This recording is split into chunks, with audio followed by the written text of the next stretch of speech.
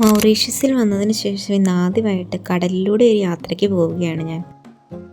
തീരെ ചെറിയൊരു രാജ്യമാണെങ്കിലും വൈവിധ്യങ്ങൾ കൊണ്ടും പ്രകൃതി ഭംഗി കൊണ്ടും അതിമനോഹരമാണ് മൗറീഷ്യസ്. കാഴ്ചയ്ക്ക് കേരളത്തോട് സാമ്യം തോന്നുന്ന ഈ രാജ്യം ഇന്ത്യ, ഫ്രാൻസ്, ആഫ്രിക്ക, ചൈന എന്നീ രാജ്യങ്ങളുടെ സംസ്കാരങ്ങളുടെ ഒരു ഒത്തുചേരൽ കൂടിയാണ്. ഒരു കാറ്റമറാൻ ട്രിപ്പിന് വേണ്ടി ഞങ്ങൾ ഇന്ന് എത്തിയിരിക്കുന്ന ഗ്രാൻഡ് ബേ ബീച്ചിലാണ്. ആദ്യമായിട്ട് ഒരു ദിവസം മുഴുവൻ കടലിലൂടെ സഞ്ചരിക്കാൻ പോകുന്നതിൻ്റെ എക്സൈറ്റ്മെൻറ്റിലാണ് ഞങ്ങൾ ബുക്ക് ചെയ്ത കാറ്റമറാൻ ഗ്രൂപ്പിൻ്റെ അടുത്തേക്ക് ഈ ഗൈഡ് ഞങ്ങളെ കൊണ്ടുപോവുകയാണ്. ജലനിരപ്പിന് താഴെയും മുകളിലുമായിട്ട് ഡബിൾ ഹള്ളുകളുള്ള ബോട്ടുകളാണ് കാറ്റമറാൻ.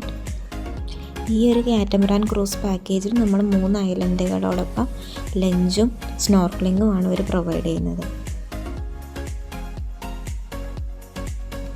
ഇവരാണ് നമ്മുടെ കൂടെ ഈ ട്രിപ്പിന് വരുന്നവർ. എല്ലാവരും സ്ട്രേഞ്ചേഴ്സ് ആണെങ്കിൽ പോലും അതിൻ്റെ ഒരു ബുദ്ധിമുട്ടും ഇല്ലാതെ അവസാനമായപ്പം നല്ല കമ്പനിയായിട്ടാണ് എല്ലാവരും പിരിഞ്ഞത്. ടൈമായപ്പോൾ നമ്മുടെയൊക്കെ ചെരുപ്പകളൊക്കെ ഒരു കൊട്ടയിലാക്കി സ്പീഡ് ബോട്ടിൽ കയറ്റി എല്ലാവരെയും കാറ്റമറാൻ്റെ അടുത്തോട്ട് കൊണ്ടുപോവുകയാണ്. കാഴ്ചയ്ക്ക് അധികം സ്പേസ് തോന്നിക്കുന്നില്ലെങ്കിലും 30ഓളം പേരെ ഒക്യുപ്പൈ ചെയ്യാൻ പറ്റുന്നത്ര ഏരിയ ഉള്ള ഒരു ബോട്ടാണത്.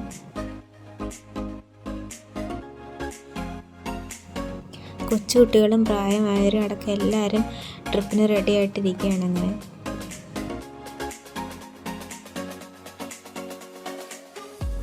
ഒരു വെൽക്കം ഡ്രിങ്കൊക്കെ തന്നങ്ങനെ യാത്ര സ്റ്റാർട്ട് ചെയ്യുകയാണ്.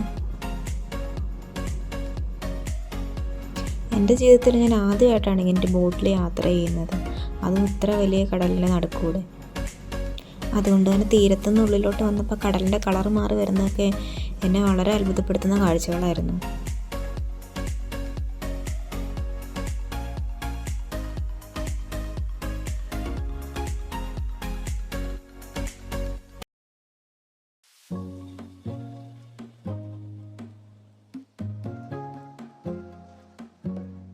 ഈ ബോട്ടിൻ്റെ ഫ്രണ്ടിൽ ഇങ്ങനെ ഇരുന്നിട്ട് വലിയ വലിയ തിരമാലകളോടൊപ്പം ഇങ്ങനെ ആ വേവ്സിനൊത്ത് മൂവ് ചെയ്യുമ്പോൾ അത് വളരെ നല്ലൊരു എക്സ്പീരിയൻസ് ആണ്.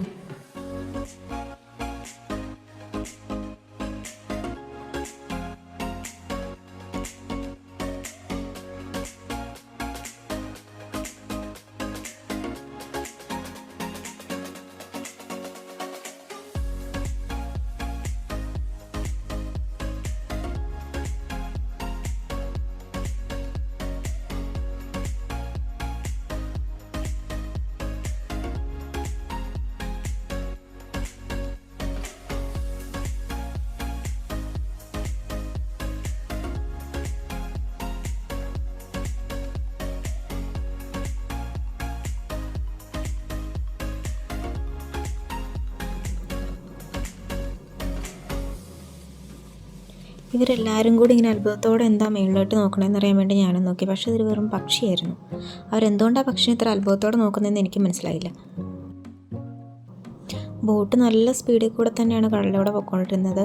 നമുക്ക് സീ സിക്നെസ്സിൻ്റെ പ്രോബ്ലം ഒന്നും ഇല്ലയെന്നുണ്ടെങ്കിൽ നല്ല രീതിയിൽ എൻജോയ് ചെയ്ത് പോകാൻ പറ്റും. അവിടെ നിന്ന് ഇങ്ങനെ ആദ്യത്തെ ഐലൻഡിലോട്ട് വീണ്ടും സ്പീഡ് ബോട്ടിൽ കയറ്റി കൊണ്ടുപോവുകയാണ്.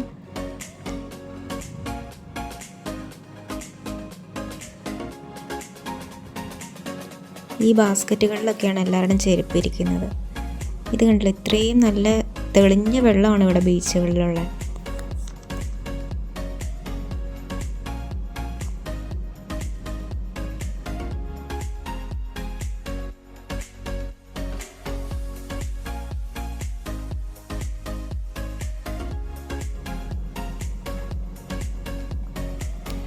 ഇതാണ് സ്നോർക്കലിംഗ് എന്ന് പറയുന്നത്. കുഞ്ഞു കുട്ടികളൊക്കെയാണ് അതുമായിട്ട് നീന്തി നടക്കുന്നത്.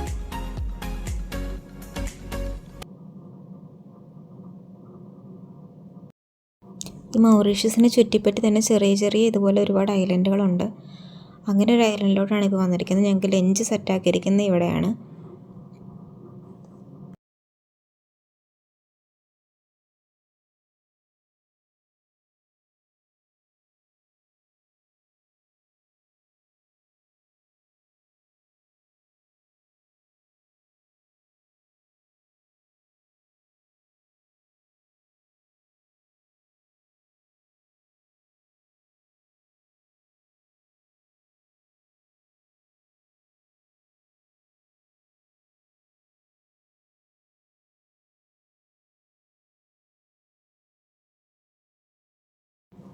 എല്ലാവരും അത്ഭുതത്തോടെ ആകാശത്തേക്ക് നോക്കി. ആ പക്ഷിയാണിത്.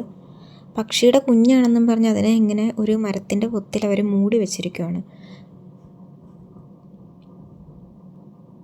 ഇതെന്ത് തരം ബേഡാണെന്ന് അറിയില്ല. ആ ദ്വീപിൽ മാത്രമായിട്ട് കാണപ്പെടുന്ന എന്തോ ബേഡാണെന്ന് തോന്നുന്നു.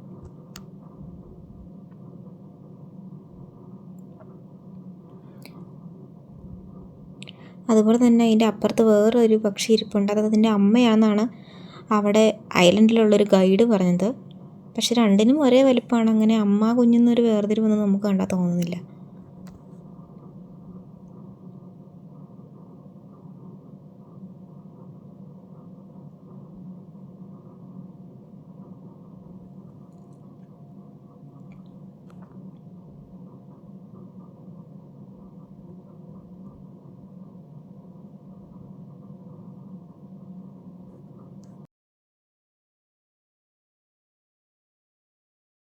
ഈ ബീച്ചിൽ ഓരോ ഭാഗങ്ങളിലായിട്ട് പല പല ഷെയ്ഡ്സ് ഓഫ് ബ്ലൂ ആയിട്ടാണ് കാണുന്നത് വെള്ളത്തിൻ്റെ കളർ. അതെന്തുകൊണ്ടാണെന്ന് അറിയില്ല. ഞങ്ങൾക്കുള്ള ലഞ്ച് അവിടെ അറേഞ്ച് ചെയ്തിട്ടുണ്ടായിരുന്നു. അങ്ങനെ ഫുഡ് കഴിക്കുന്നതിൻ്റെ സമയത്ത് എല്ലാവരും അങ്ങോട്ടും ഇങ്ങോട്ടും ഒക്കെ സംസാരിച്ചു, പരിചയപ്പെട്ടു.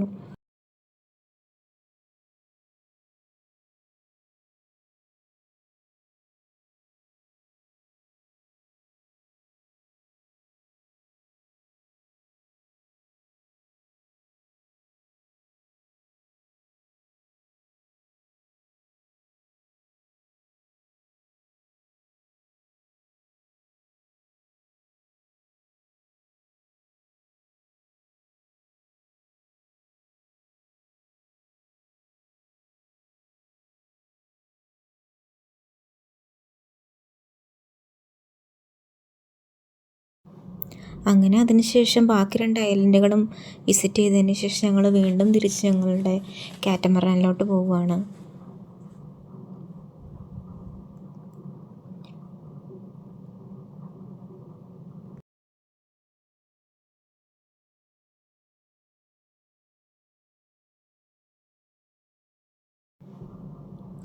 ഈ യാത്രയിലെ ഏറ്റവും വലിയ എൻ്റർടൈൻമെൻറ്റ് ഈ കടലിലൂടെയുള്ള യാത്ര തന്നെയാണ്.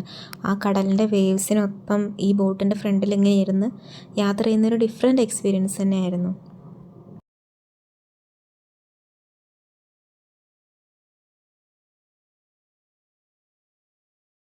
അവസാനമായപ്പോഴത്തേക്കും അവർ പാട്ടൊക്കെ ഇട്ട് എല്ലാവരും ഡാൻസൊക്കെ ചെയ്ത് തുടങ്ങി. ഈ പച്ചയുടുപ്പിട്ട ചേട്ടൻ ആദ്യം തൊട്ട് അവസാനം വരെ ഭയങ്കര എൻ്റർടൈൻമെൻ്റ് ആയിരുന്നു.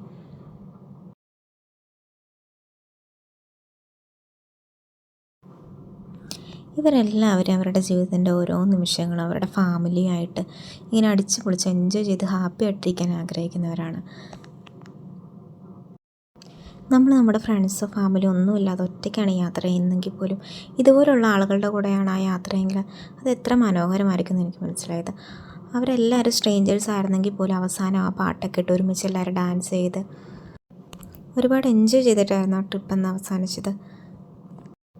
അങ്ങനെ യാത്രയൊക്കെ അവസാനിപ്പിച്ച് എല്ലാവരും തിരിച്ചു പോകാനായിട്ട് സ്പീഡ് ബോട്ടിൽ കയറുവാണ്. എന്നെ സംബന്ധിച്ച് എൻ്റെ ആദ്യത്തെ സീ ട്രാവലിംഗ് എക്സ്പീരിയൻസ് ആണ്. സത്യത്തിൽ വളരെ വളരെ നല്ലൊരു എക്സ്പീരിയൻസ് ആയിരുന്നു.